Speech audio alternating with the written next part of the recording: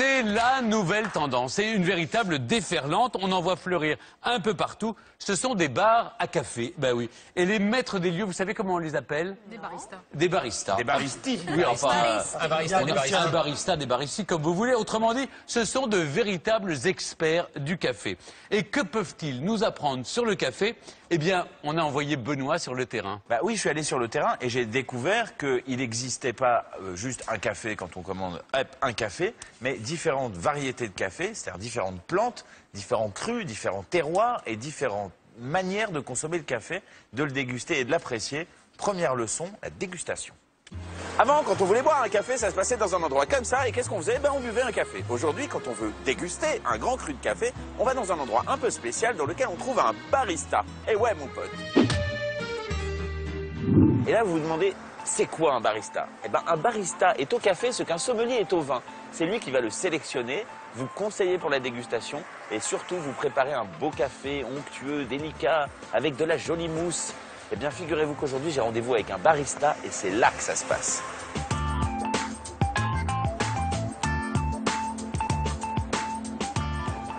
Bonjour. Bonjour, Je m'appelle Benoît. je m'appelle Alom. Bravo. Enchanté. Le terme barista vient d'Italie, mais en fait, le boom de ces produits café, c'est en Australie et aux États-Unis qu'il a eu lieu. Tandis qu'en France, ça fait seulement 2 à 3 ans qu'on les voit arriver. Une chose est sûre, le barista, c'est plus qu'un simple garçon de café. Nous, on est torréfacteur et on a aussi ouvert un lieu à la dégustation du café. Donc on peut acheter des cafés en grains qu'on va vous proposer en fonction de votre mode d'extraction, que ce soit en expresso ou en café filtre, cafetière à piston. Et donc, on peut déguster du café et éventuellement... Je vous propose qu'on les découvre, le café. Chiche. Allez. Allez. Ce qui n'est pas courant, c'est qu'on trouve ici une carte des cafés comme on trouverait une carte des vins dans un restaurant. Alors, Éthiopie, Sidamo, Kenya, Gatomboya, Salvador, Finca Lafani. Alors, je vois qu'il y a certains cafés qui ne se boivent pas en expresso et seulement en café filtre. Oui, parce qu'en fait, l'expresso, il a tendance à renforcer les saveurs de chacune des origines. Et du coup, il aurait un Éthiopie, par exemple, Sidamo. En expresso, on trouve qu'il serait un tout petit peu trop acide ou trop prononcé. Alors, apprenez-moi à déguster un café comme si j'en avais jamais bu. D'abord, la meilleure manière, c'est, si vous avez l'habitude de le boire avec du sucre, c'est peut-être de commencer à le boire au moins la première gorgée sans sucre. C'est bien aussi de mélanger un peu le café pour pas avoir que la créma qui vient dans votre bouche. Ça vous permettra de mieux découvrir l'expresso en lui-même et ses particularités. Donc là, l'idée, c'est de balancer 2 origines. On a un café du Brésil plutôt chocolaté avec un café du Salvador qui va amener un côté un peu plus fruité et un peu plus acide. C'est quelque chose de concentré, c'est comme une liqueur de café. Complètement. Et d'ailleurs, il y a des goûts très francs, très nets. Alors, et celui-ci, c'est le café filtre? C'est un café qui vient d'Indonésie, de Java. Donc vous voyez, c'est beaucoup plus léger. En apparence. Et donc Voilà, ça, ce sera beaucoup plus chargé en caféine. Plus chargé en caféine, effectivement. D'accord. Mais je vais sortir de chez vous en claquant des dents, non? Oh non, vous verrez. Et oui, vous ne le saviez peut-être pas, mais contrairement aux idées reçues, le café filtre est bien plus fort en caféine qu'un espresso, car il infuse plus longtemps. C'est beaucoup plus subtil au niveau des goûts. Moi, j'ai presque l'impression d'être sur une tisane de café. Une infusion, quoi. Et dans cette dégustation, une chose m'a bluffé, c'est le latte art. Un art éphémère qui consiste à réaliser un dessin avec la mousse de lait. Pour cette démonstration, c'est Paul, jeune barista d'origine australienne et champion de France, qui s'exécute devant moi. C'est super joli. Non seulement ils font des bons cafés ici, mais en plus ils les font jolis. Et ça, c'est cool. C'est bon ça.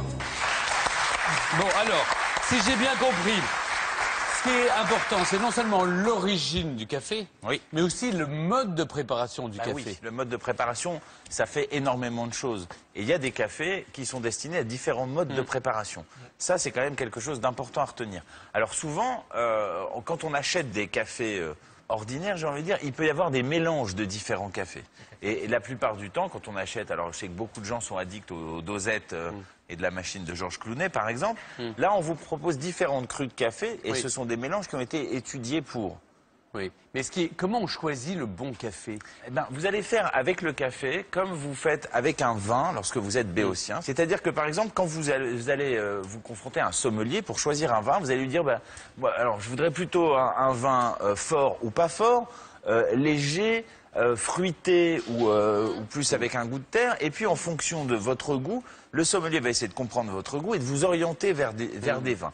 Ça va être une ouverture. Là, avec un barista, vous allez débuter, faire vos premiers pas dans la dégustation de café. Donc vous allez essayer de dire, moi j'aime plutôt les goûts vanillés, j'aime plutôt les goûts acides, j'aime plutôt l'amertume, j'aime plutôt la rondeur, j'aime plutôt des notes chocolatées.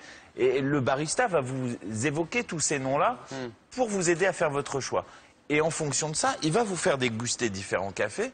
Et au gré de vos dégustations, votre palais va s'affiner, votre goût va se faire de plus en plus sûr. Mais c'est vrai que nous, Français, on n'a pas cette culture du café. Et vous savez d'où ça vient? Ça vient même pas d'Italie, ça vient du Canada. Les premiers baristas sont nés au Canada.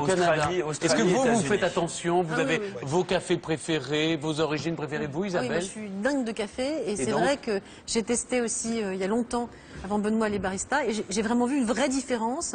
Je sais que j'aime pas ce qui est amer, j'aime bien ce qui est fruité. Et on se dit pas non plus le même café selon qu'on le veut en expresso le matin, en ristretto, si on le veut au lait. Selon ça va être pour le petit déjeuner. Il y a des cafés qui se mélangent pas, par exemple avec du lait, avec de la crème, avec... On peut tout tenter, mais disons qu'il y a des cafés qui vont se déguster plein pot parce qu'ils vont être extrêmement savoureux, qui vont être plutôt un café d'après-déjeuner du midi. Et là, on va partir sur de l'expresso.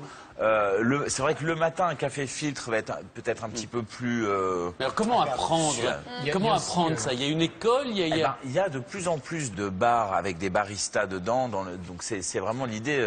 L'idée, c'est d'aller à leur rencontre pour apprendre. Allez rencontrer vos torréfacteurs. Parce que moi, j'ai appris quelque chose. S'il y a un investissement à faire à la maison pour savourer et découvrir le café, curieusement, c'est un moulin à café. Parce qu'en fait, à partir du moment où le café est moulu, il garde la pleine puissance de sa saveur pendant 2 jours. D'accord. Donc quand vous allez acheter le café moulu, il aura quand même du goût. Alors, est-ce que ces baristas, ils sortent d'où? C'est ça. Il y a des écoles pour devenir barista? Bien sûr, il y a des écoles, il y a des formations. Il y a des formations. Oui, bien sûr, une formation de torréfacteur, ça s'apprend. Et la torréfaction du café, c'est là que tout se joue. Et je m'y suis aussi intéressé pour vous. Outre les crus de café, je vous propose de regarder comment les cafés sont torréfiés et préparés, si vous le voulez bien. Après cette dégustation, Alom m'emmène en coulisses pour continuer à me dévoiler les secrets du métier de barista pour un café réussi. Un premier conseil, toujours partir d'un grain fraîchement moulu et surtout choisir la bonne mouture. Il faut une mouture qui soit adaptée à la préparation. Pour un expresso, on va avoir une tendance à faire une mouture fine, alors que pour un café filtre, la mouture va être plus grosse. Comment est-ce qu'on prépare un expresso dans les règles de l'art? 8 grammes, entre 20 et 30 secondes, pour 30 millilitres d'eau. D'accord. Ça rigole pas ici, hein? Alors attention les yeux, c'est maintenant ou jamais pour noter la bonne recette de l'expresso. C'est 8 grammes de café moulu comprimé, 30 millilitres d'eau, et le tout doit couler entre 20 et 30 secondes, c'est-à-dire lentement, très lentement dans la tasse. Et dans ce laboratoire, on trouve des machines à café surprenantes. Mais je me demandais, qu'est-ce que c'est que cette étrange machine? Alors ça, c'est ce qu'on appelle une machine d'extraction à froid. Ça permet d'extraire le café en goutte à goutte en minimum 8 heures. De 8 heures à une journée presque. On était à 20 secondes sur un espresso, là, c'est complètement l'inverse. Ça permet de boire un café froid sans avoir l'amertume qu'il peut y avoir sur un expresso quand on rajoute des glaçons. Bon, alors, si j'ai bien compris ce que vous m'avez expliqué, dans le métier de barista, il y a aussi la torréfaction du café. Et également, on torréfie le café juste là derrière. On va aller voir si vous voulez. Ouais. La torréfaction, c'est sûrement l'aspect le plus technique du métier de barista. C'est ça le café que je veux pour chez moi. Passer du stade de grain vert à celui de torréfier est loin d'être l'étape la plus facile. C'est une alchimie précise. Alors le principe de la torréfaction du café, c'est le fait de cuire le café, de chauffer le café. On va le faire passer de l'état de vert à torréfié, donc un peu plus foncé, un peu plus marron. Pas noir parce qu'il serait grillé, mais marron. La torréfaction évolue en fonction des habitudes de consommation de chaque pays, mais aussi de la provenance du grain et des conditions climatiques. Et contrairement aux capsules, le café en grains offre un panel aromatique très varié. Avec plus de 5 millions de plantations différentes dans le monde, rien que ça. Ça sent bon.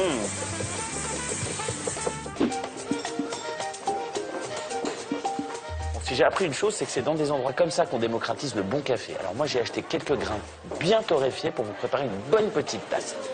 Bon, Benoît, j'ai tout compris. Donc, l'origine du café, le mode de préparation, Oui. tout ça a son importance. En tout cas, les baristas, c'est ce qu'ils nous apprennent.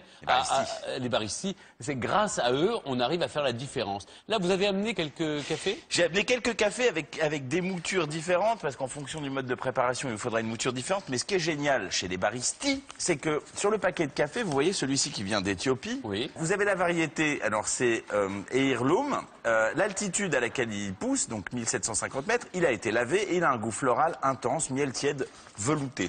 D'accord. Vous allez ensuite le Brésil, alors là, crémeux, chocolat, prune, acidité douce. Vous avez des goûts divers et variés, c'est très intéressant.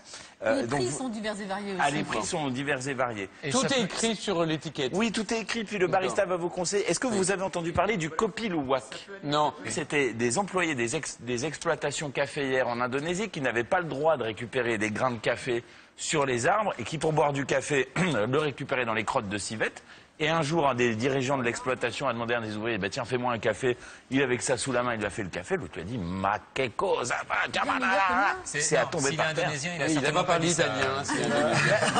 Mais les Indonésiens parlent très très bien l'italien. Très bien. Faites attention. Mais est-ce qu'un café préparé par un barista, il coûte plus cher qu'un expresso normal? Eh ben pas forcément. Écoutez, moi chez le barista, l'expresso est aux alentours de 2 €, 1,90 dans un café normal. Bah, c'est bien, au moins on apprend quelque chose. Le En tout cas, cappuccino, ça m'a à donné 3 envie de €. boire du café, je sais pas vous. Mais il faut s'intéresser.